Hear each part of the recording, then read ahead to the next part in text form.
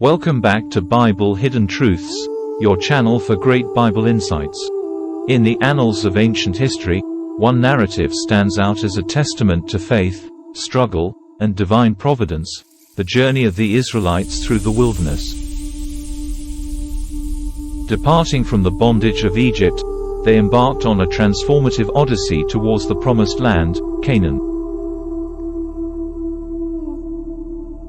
However, this expedition wasn't merely geographical. It was a spiritual saga marked by trials, triumphs, and divine interventions.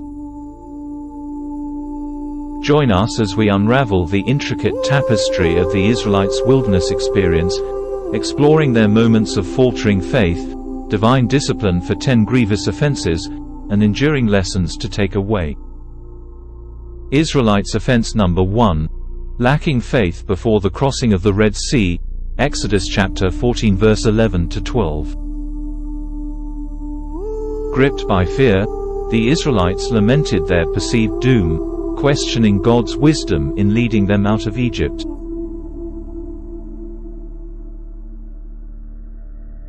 Exodus chapter 14 verse 10. And when Pharaoh drew near, the children of Israel lifted their eyes, and behold, the Egyptians marched after them. So they were very afraid, and the children of Israel cried out to the Lord.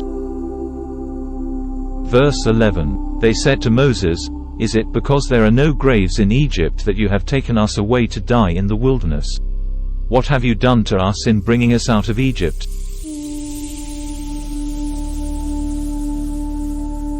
Imagine God giving you victory by granting your heart desires with answers to your long-awaited prayers. You celebrated the victory, shared your testimony in church, told loved ones about it, blessed and thanked God for it. Suddenly, the testimony is now becoming a source of worry for you. It looks like the success you just recorded has now made matters worse. You are beginning to wish it would have been better if you never had your prayers answered.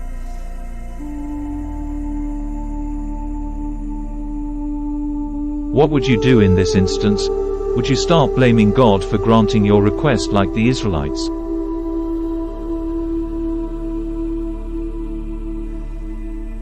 Well, it is easier for us to blame the Israelites for complaining. You and I probably would have done the same if we were both in that situation back then.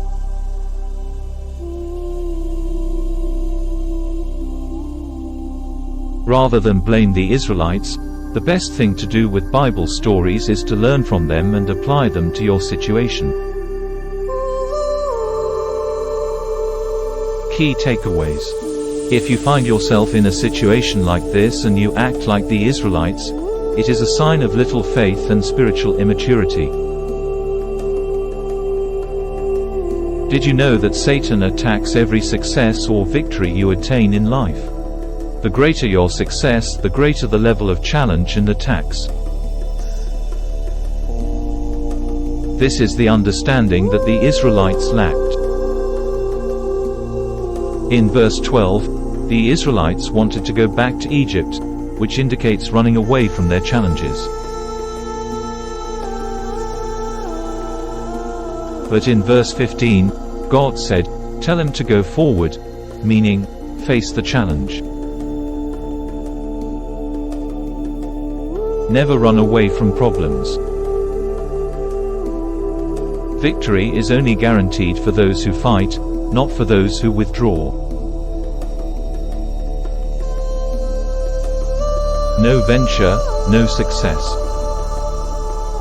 Being a Christian does not take away problems completely. As a matter of fact, as long as you remain on this earth, know that problems are part of a Christian's daily life. How you respond to the problems determines how much faith and trust you have in God.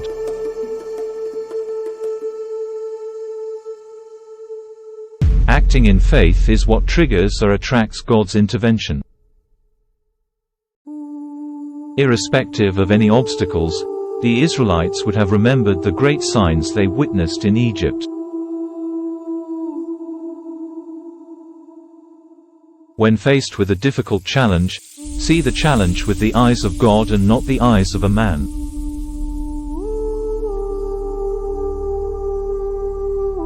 Ask yourself, if God is the one facing this challenge, will he come out of it? If your answer is yes, then you have hope of victory. Your challenge may be mighty. Face it, because it cannot be mightier than the Almighty.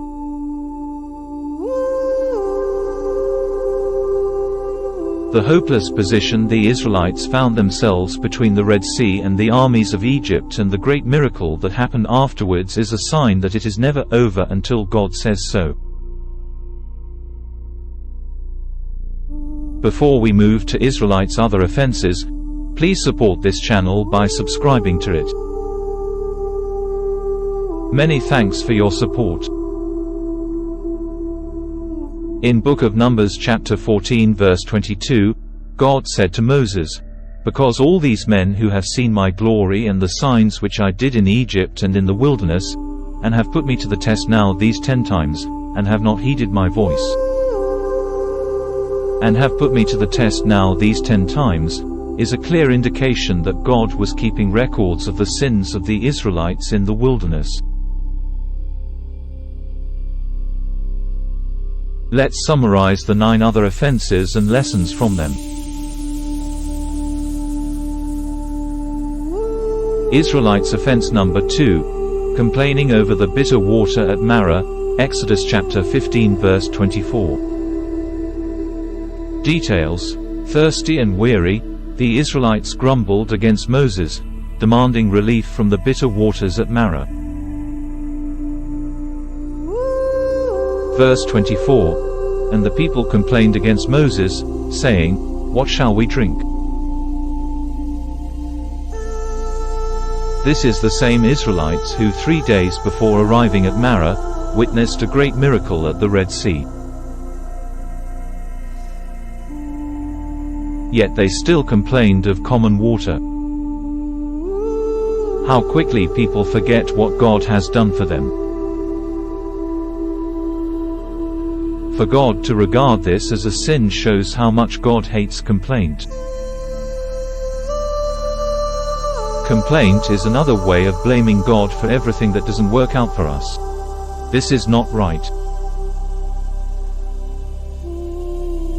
Complaint is one of the reasons Israelites' journey became a journey of 40 years against original plan of 40 days.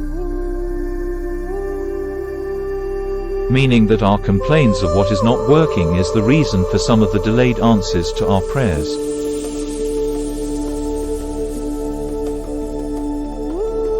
Israelites' offense number 3, complaining in the desert of sin, Exodus chapter 16 verse 3. Details: hunger gnawed at their bellies, prompting complaints against Moses and Aaron for leading them into the wilderness. Accusing God of planning to kill them in the wilderness. Exodus chapter 16 verse 3, the Israelites said to them, "If only we had died by the Lord's hand in Egypt. There we sat around pots of meat and ate all the food we wanted, but you have brought us out into this desert to starve this entire assembly to death." If you find yourself in a situation that looks like God has abandoned you, rather than form a conclusion about your predicament, pray that God will open your eyes to see the end of the tunnel. The journey to greatness is never smooth. If it is, everyone on earth would have been great. Begin to see obstacles on your ways as lessons towards the fulfillment of your dreams. Don't be like the Israelites who saw challenges and forgot the promises of God. Peter walked on the water but began to sink the moment he took away his eyes from Jesus and focused on the sea turbulence. Israelites' offense 4, collecting more manna than they were supposed to. Exodus chapter 16 verse 20. Details. Some among the Israelites hoarded manna, amassing more than their daily share out of greed. Verse 19, Then Moses said to them, No one is to keep any of it until morning. Verse 20, However, some of them paid no attention to Moses. They kept part of it until morning, but it was full of maggots and began to smell. So Moses was angry with them. Lesson. This is what greed can cause. The instruction was to collect what you can eat today and not collect for tomorrow's consumption.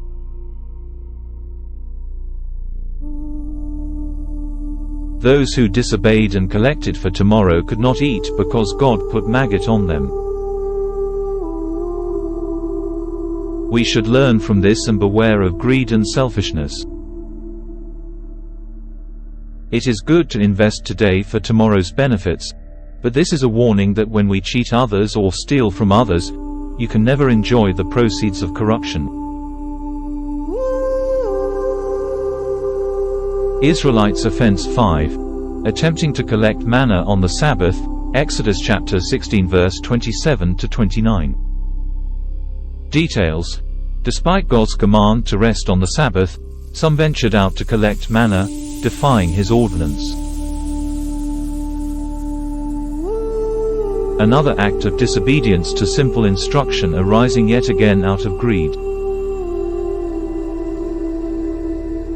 If you can conquer greed, you may open an avenue to receive helps from God. Greed comes from lack of trust in God's abundant provision. It is a way of trying to help yourself, and this is why such people don't receive helps from God. Greed has severe consequences according to Proverbs 15:27, which says, Greed brings grief to the whole family, but those who hate bribes will live. Israelites' offense 6.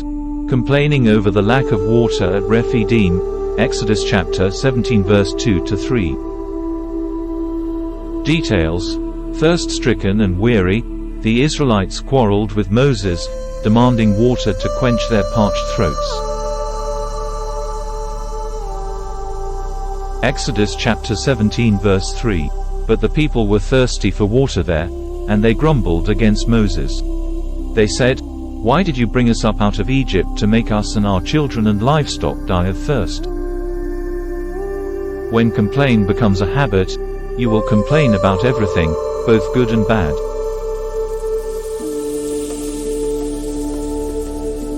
We should be mindful of our reactions towards adversity. Everything cannot go our way always. There are some things that will not go your way because God has something better for you, and such things might be a blocker to better this ahead. Israelites' offense 7. Engaging in idolatry in the golden calf incident, Exodus chapter 32 verse 7 to 10. Details. Impatient for Moses' return, the Israelites fashioned a golden calf, forsaking God's covenant for idolatrous worship. Verse 35. Then the Lord sent a great plague upon the people because they had worshipped the calf Aaron had made. From the offense number 1 to number 6, God did not punish the Israelites, but not this time. For God punished them this time shows how much God hates worshipping other gods. He is a jealous God that wants to be worshipped alone, not willing to share his glory with any other gods. Is there anything in your life that is taking the place of God? If God has blessed you with a business, property, wife, child, job, and as a result, you no longer have time for God as you used to, just know that you are serving other gods. Whatever has taken away your time for God is a god, other gods. You have to watch out for these things. If you don't, God may decide to take back the blessing in order to get back your attention. Israelites offense 8. Complaining at Taberah. Numbers chapter 11 verse 1–2. Details. Discontentment with their hardships led to murmuring and complaints among the Israelites, kindling divine wrath.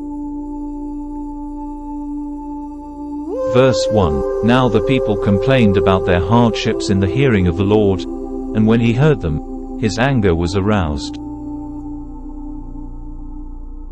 Then fire from the Lord burned among them and consumed some of the outskirts of the camp. One complained too many.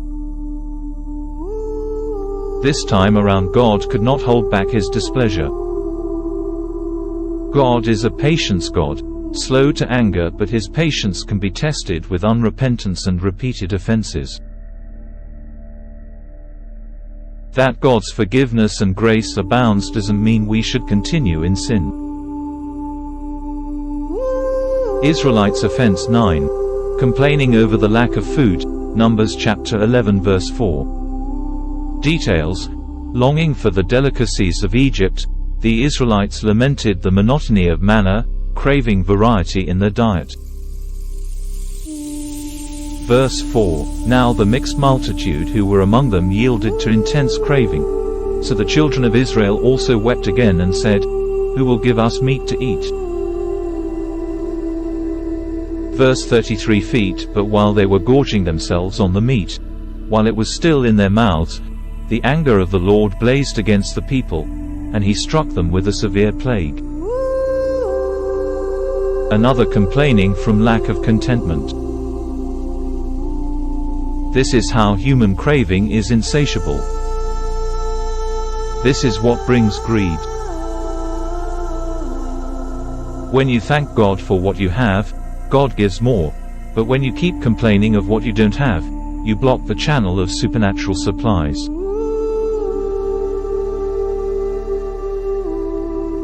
If God gives you something out of provocation, it may harm or even kill. God makes all things beautiful in his own time. Please allow God to do it his own way and time. Israelites offense 10. Failing to trust God and enter the promised land. Numbers chapter 14 verse 1–4. Details. Fearful and faithless, the Israelites rebelled against God's command to possess the land of Canaan, yielding to despair. Verse 3. So they said to one another, Let's appoint a leader and return to Egypt. The verdict in verse 23. They certainly shall not see the land of which I swore to their fathers, nor shall any of those who rejected me see it. Rather than possess the land, the Israelites chose to return to Egypt. This was at the point of getting into the promised land. What a shame. This is how people lose their miracles at the point of breakthrough. You need to understand that temptations to do the wrong things and offend God always come stronger at point when you are about to receive answers.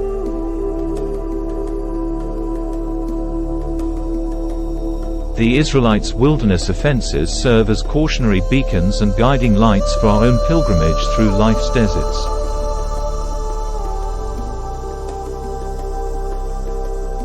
May we heed these lessons, cultivating faith, gratitude, obedience, and trust in God's unfailing provision and guidance. As we navigate our wilderness, let us remember that amidst every trial and temptation, God remains faithful, offering grace, forgiveness, and the promise of a future filled with hope and blessing. Please drop a comment below. We love to hear from you. See you in our next video, and please don't forget to subscribe.